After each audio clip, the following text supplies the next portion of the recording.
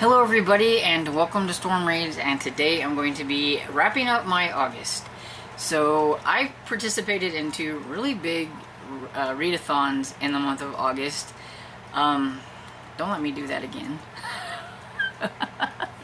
One is good enough. Okay, but I participated in the romance readathon, which was my original intent.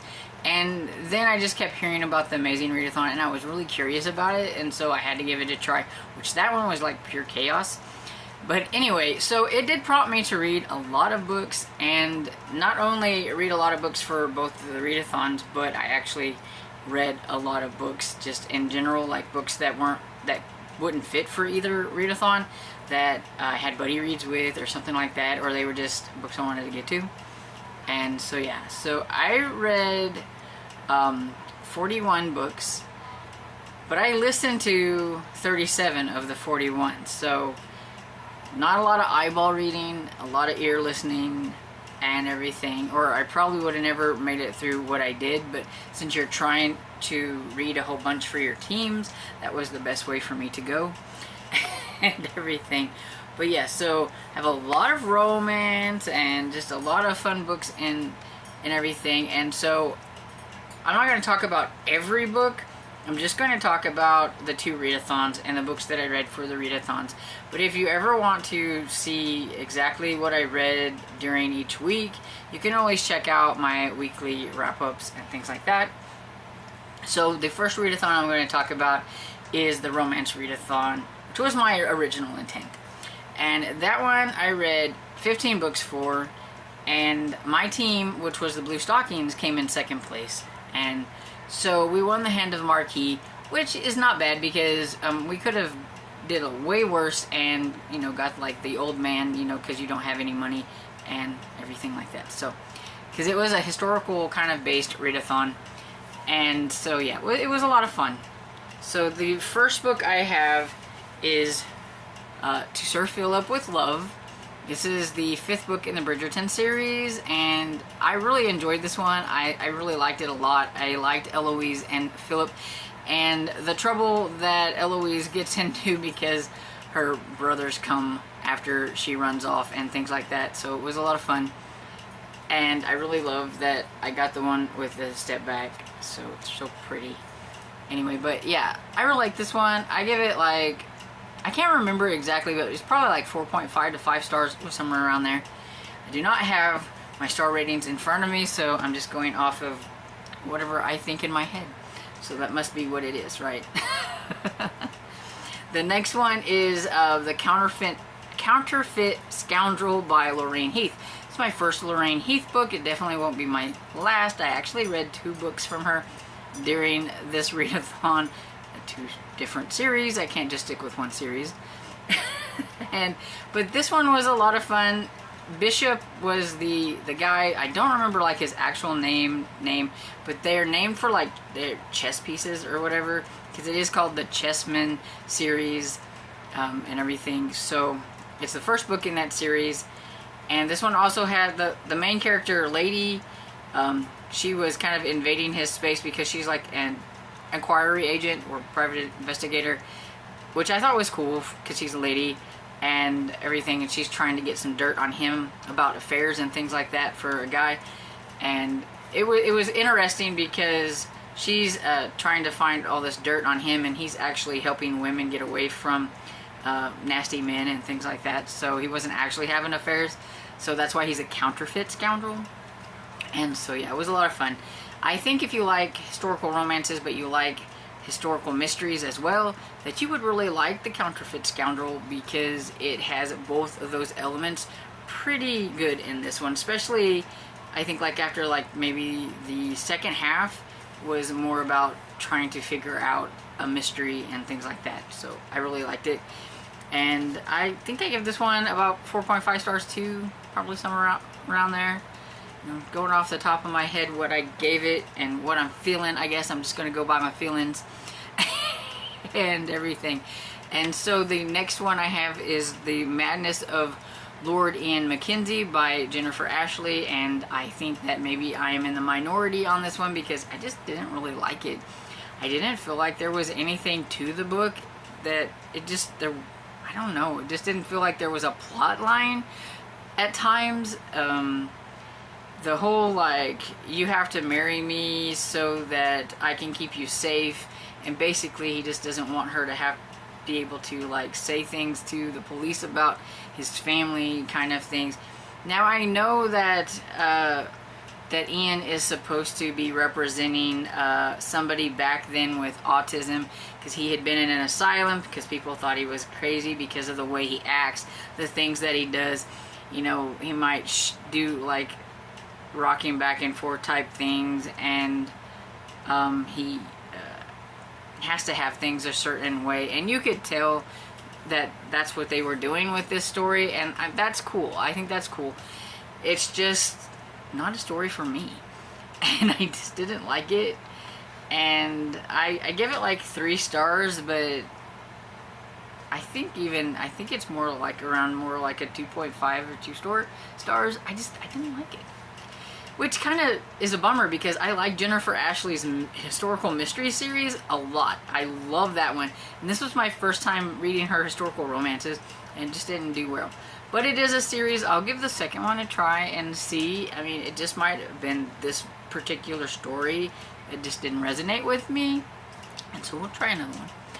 And then we have The Dangerous Lord by Sabrina Jeffries. This is the 3rd book in the Lord trilogy, so I finished a trilogy, so that's always good whenever I can finish up something. And I really, really liked this one. I mean, I've liked all of the books in the Lord trilogy. I think the 1st book and the 3rd book are my favorites out of the series. And this one is about, I think it's an Ian too, yeah. Get confused. Too many names that are the same. This is about Ian, and he needs a wife, and he pretty much needs one just so he can produce an heir. He doesn't really care if he's in love with them or anything like that. He just needs to beat his uncle out, because if he doesn't get married and have a kid before his, like, by the end of his 30th birthday, I think, or something like that, he has to forfeit his property and all that stuff to his uncle, and there is no way he's going to let his uncle take all that, because his uncle is not a nice person and everything. And so, yeah, and then you've got the lady who, Felicity? Is it Felicity? I can't remember. Yeah, Felicity. Look at that, I didn't remember. And she is trying to get by the best that she can, because she doesn't have the money that everybody thinks she should be having, because her father was an architect, but he died kind of spending all their money. And so she writes for a scandal rag type, and she wrote some things about him, and he gets mad, so he wants to go find out who's writing this thing about him, and finds out that it's her, and decides that, you know what, she's the one that he's going to marry. And so, yeah, it was a lot of fun, the banter between the two of them, because there's no way she's going to marry him, and all that kind of stuff. And yeah, it was a lot of fun. The Highwaymen by Kerrigan Burns. This is the 1st book in the Victorian Rebel series, and I didn't care for this one very much either, but I will give another book a try in this series to just see if maybe a darker historical romance is not my jam. Everybody has the things that they like to read, and maybe this just wasn't for me, because, I mean, there was the bondage, like he would tie her up because he didn't want her touching him, and when she would try to, it made him mad, so he'd tie her up and things. And I was just like, I don't know how that's romantic, but so, and that's just me and everything. But yeah, so it was about this. His name is Dugan at the very beginning. Whenever you find out about him, whenever he's younger, but then he ends up being Dorian, the Highwayman, and it's about him and the lady that he used to call the fairy, and I don't remember her name. I can remember his, but I can't remember hers. But anyway, and he ends up basically kidnapping her and then forcing her to, like, marry him and all that kind of good stuff. And then, you know, she doesn't recognize him because it's been, like, a really long time, because, like, she was probably 10 the last time she saw him, and she thinks he's dead. So, yeah, so it was okay, and I felt bad for him and everything. It's just some of the certain situations I just wasn't a fan of. But yeah, so I don't know if I said, but I give this one like 2 stars. And then My Kind of Christmas by Robin Carr. It was the 18th book in the Virgin River series. and I absolutely love this series, so of course I enjoyed this one. It's always fun. I don't remember the characters, to be honest. I read so much stuff last month, so don't expect me to remember characters. I can't remember. Oh, it's Patrick. It's a Rye Warden, because there's a lot of them, but I don't remember the lady's name. But I know that he has a bit of... Oh, is it Abby? It's Jack's niece. Things are coming back. Things are coming back. But Patrick kind of has a little bit of PTSD because he's a fighter pilot and his best friend was killed in the plane, and he feels really bad. He thinks it should be him because his friend has a wife and kid, and he's kind of dealing with that. And Abby had a really bad car accident where she almost died. She had to have a lot of surgeries and things like that, and so she kind of has a bit of a PTSD type thing too. And so it's kind of about two wounded souls that, you know, get together and everything, and I really liked it. I give it that one 4 stars. I liked it. And then we have Unmasking the Dukes Mistress by Margaret McPhee. This one was just okay. I give it like 3 stars. It is a Harlequin historical. It's from 2011. It's at Regency, and yeah, so it was just okay. I don't know. In case people like to know the numbers of these, I don't know the number. This one is 1069, and this one was basically miscommunications when they were younger. Now they're older, so they've kind of gone their separate ways. She ended up marrying somebody else, and is it Dominic? Yeah, Dominic does not like her very well. He thinks that she just ran off with this other guy. They were supposed to get married. He ran off with this other guy and got married, but he died, and well, she's kind of a bit destitute, and she has a child, and she needs to care for the child and her mother, and so she decides that the only thing that she can do is to go to Mrs. Silver's house of pleasure. So she's going to be like a prostitute, and her first client is Dominic. So he recognizes her. He doesn't recognize her at first. She recognizes him. She really didn't want to have to be in this room with him. Yeah, and so that's kind of how it starts. Whenever he finds out it's her, he decides he's going to take her and make her his mistress and everything, but he doesn't know about the kid. Of course, the kid is his. And yeah, so I'm not huge on like secret baby type things anyway, and I don't know. It was just okay. Moving on.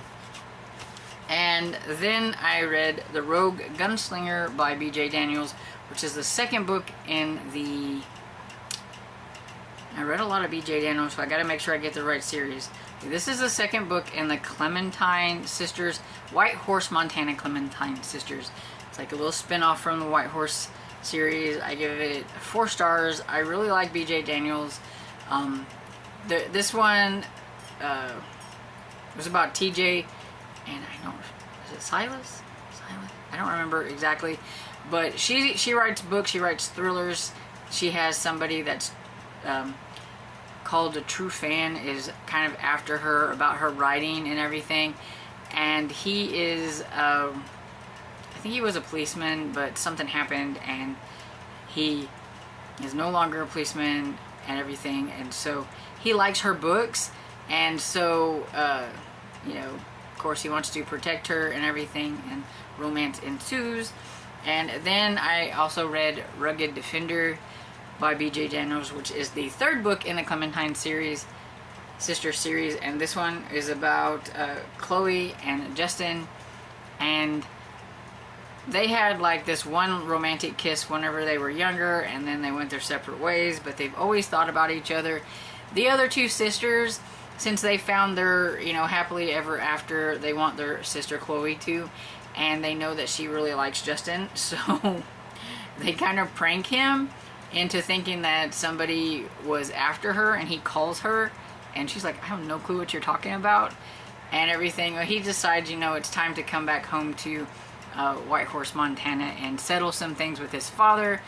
And there, he's been accused of murdering his older brother, and Chloe is an investigative reporter that's kind of on leave, so she decides that, you know, I don't think he done it. I'm going to look and see what happens, and that is what happens while they get together.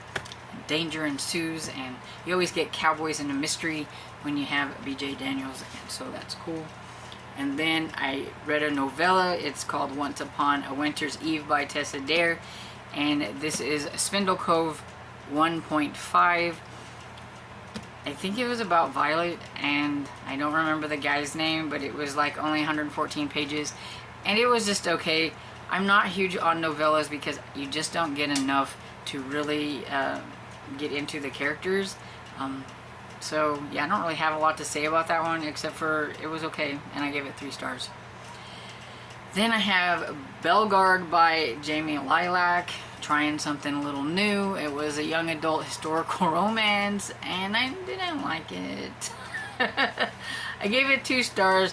It's a reimagining of She's All That, which that part I thought was cool. I really liked that part.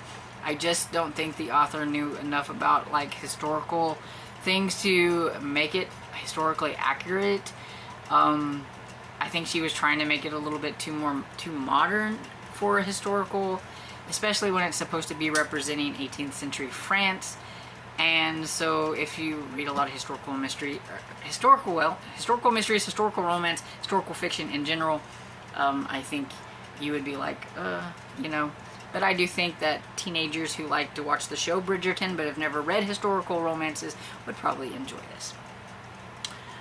And then I have In Bed with the Devil by Lorraine Heath. This was the first one in the Scoundrels of St. James, I believe. I think that's the series name. This one is about Lucian.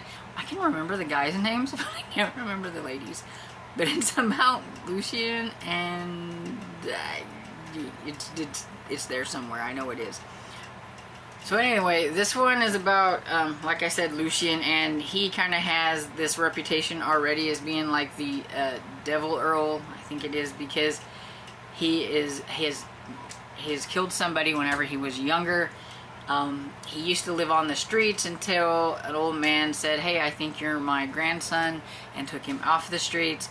He doesn't really think that he's really the person that the guy was looking for, but hey, would you rather live on the streets or live as, you know, the aristocracy or whatever? So yeah, he does it, although sometimes he really doesn't like it and everything, and nobody really wants anything to do with him, and you're kind of tainted if you do have anything to do with him. And of course the main character, like when she was, I think, 17, and the first time she saw him at a ball, like she just looked at him and she wouldn't, like, you know, lower her eyes or anything like that. And so she's always been interested in him a little bit. He's always been interested in her a little bit. And, well, she needs him to murder somebody. So she thinks, you know, he's going to be the right person to go to. So they make a bargain or whatever. And that's kind of how that happens. And so, yeah, I thought it was fun. I gave it 4 stars. And then I have The Gilded Web by Mary Baylaw. I took you all along on my adventure on this one through many weekly reads because it took me a while to finish it. So I'm not going to say a whole lot about this one, except for I had mixed feelings about it. I still don't know my exact ratings, but I'm still going to go with, like, I think 3.75. I just don't think it's 4-star material, but I don't think it's like 3.5 or 3. It's almost, but not quite. I really did like the main character, the male main character in here more than I like the female main character. I do think it does show like kind of a realistic happenings between the man and a woman whenever they have to get married and they don't know each other, and it's a scandal happened, and yeah, you know, she didn't know him, so she didn't want to marry him, and things like that. So yeah, that was that one. My first Mary Baylaw. I think I might have started with the wrong one. So direct me to a good one. Then I have Set Up in the City by B.J. Daniels, which is the 4th book in the Lonesome Montana series. So that's why I have to remember.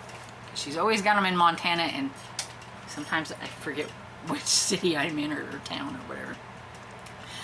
And this one was about Will. Is it about Will? I think. The brother. He's the police officer in the family. Like the other ones are private investigators, because this is the Colton Brothers investigation series. And he's taking a guy to, I think it was Seattle, for an arraignment or whatever, and he gets conked on the head and he ends up in the hospital. He doesn't remember anything really, and all he knows is he thinks that whoever this one woman is, she's going to be in danger and everything, so he's trying to protect her and trying to persuade her that she's in danger, and of course they fall in love. So 4 stars. Then I read The Evil Inside by Heather Graham, which was a reread for me. It is the 4th book in the Crew of Hunters series that I'm buddy reading with my friend Barb. And this one is set in Salem and got, you know, some murders and some paranormal stuff and all that kind of good jazz. And yeah, it's just a comfort read. I really like the Crew of Hunters series, and I give this one 4.5 stars because I thought Sam was a bit of a jerk at the beginning. Okay, so that's all the books for that one, and I'm already 21 minutes in, so I've got to pick up the pace a little bit. But at least some of the books that I read for the Amazing Readathon, I read for the other Readathon too, so I don't have to talk about them.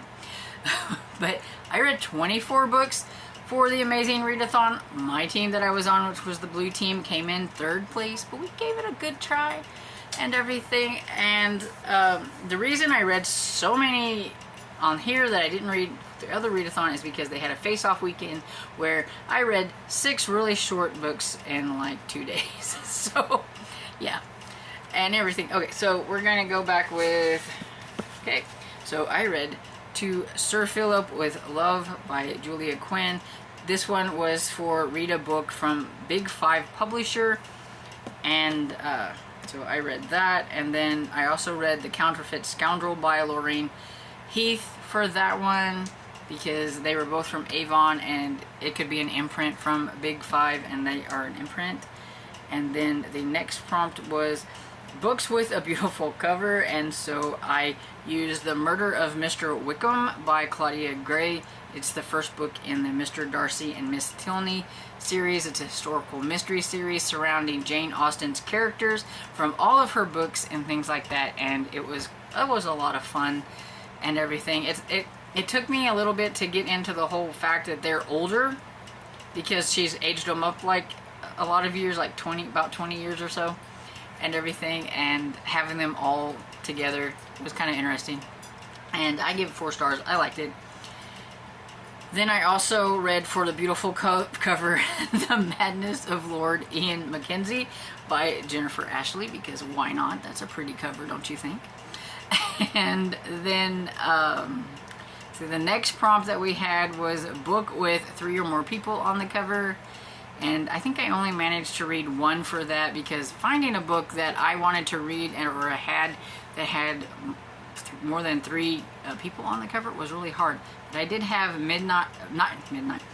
Nightmare Island by Shakira Bourne. This one has the 2 main characters in the front, and then there's like these 2 back in the back that you can barely see. And this one was fun. It was okay. I gave it 4 stars. It was a middle grade, and the main female, which I don't remember her name. I should remember this, yeah, because it's Peace and Serenity. Ha! See, so Serenity's the older sister, and something strange going on with her younger brother, and her parents take him to like this island because they're going to have him get some help, and she doesn't understand what they're doing, because they say they're taking him on like this vacation or something, and she's like, well, why can't I go on the vacation? I have to go stay with my grandma? No thank you. So she sneaks onto the island, where she gets into a lot of trouble and finds out there's a lot of things going on there, and there's a guy named Dr. Whisper, I believe it is, and he doesn't like things to be just really quiet and things like that. And so yeah, it was interesting. It is a kind of like a folklore, I think it's a Caribbean folklore, I think, about the Duin, which are these faceless children, and that's creepy, and they have feet that they walk backwards with, and that's just weird. And so then the next prompt that I had was a book that was a retelling. I only read one book for that one too. And so that was Sense and Second Degree Murder by Tears of Price.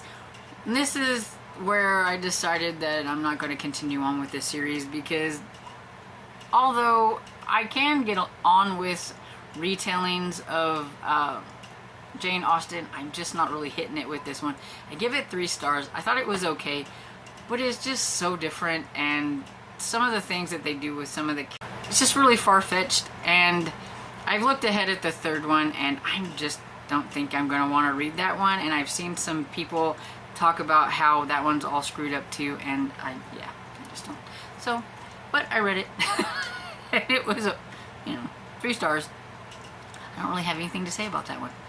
So then the next, 6 were from the Face-Off weekend. So I have 13s by Kate Alice Marshall. It's the first book in the 13s series.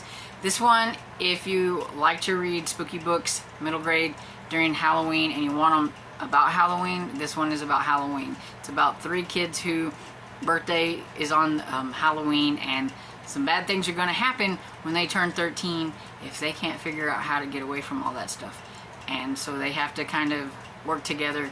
2 of them were already friends. 1 of them wasn't, but she just moved there. But her mother was originally from there and everything. And so yeah, I gave it 4 stars. I liked it. Then I had Scare Me by K.R. Alexander. And this was about a group of middle graders who were charged with making some haunted house type stuff in this big house. Like, they each had a level in the house, and they had to decorate it and make their own thing out of it. And then the house kind of comes to life and starts doing some bad things because of one of the kids who done something he wasn't supposed to. And I thought it was okay. I gave it 4 stars. It was good. Then Night of the Living Dummy by R.L. Stine. It's the 7th book in the Goosebumps series. And this one was okay. It's about evil dummies and everything, and I give it 3 stars. I thought it was okay. And then Getting Witched by Dakota Cassidy. It's number 12 in the Witchless in Seattle series. I love this series, but this one, it was just okay. I'm gonna give it 3 stars, I think. I don't remember what I originally gave it, but 3 stars sounds good. It was super short. Like, it was only less than 3 hours, and I listened to it at a high speed, so it didn't take me long to get through it. Usually they're at least 5 hours, but this one was really short, so it seemed to me, and because of the contents in it, I thought it should have been a 0.5 of some sort, maybe 11.5 or something like that instead of number 12. But that's okay. Got me through this. I got to read it, and I'm not really gonna say too much about what it's about. I did talk about it a little bit before, but I mean, it could be kind of spoilery, so I'm just gonna say I give it 3 stars. And then I read I Even Funnier by James Patterson and Chris Grabenstein, and this one's okay. The series to me is just kind of an okay series. I do think that young readers will really enjoy it because their humor is probably more in tune with maybe the humor from a little kid who thinks he's a stand-up comedian, except for he doesn't stand up because he is in a wheelchair, so there's the disability rep. But it does have some really cool graphics and stuff in it and everything.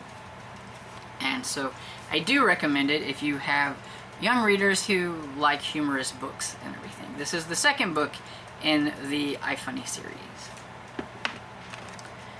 And then Deserts, Driving, and Derelicts by Tony Kappas. It's Campers and Criminals number 2, about Mae West, who owns a campground place that she kind of inherited. The only thing she inherited from her no good husband and everything. And he was involved in a Ponzi scheme, and these are people that are affected by that.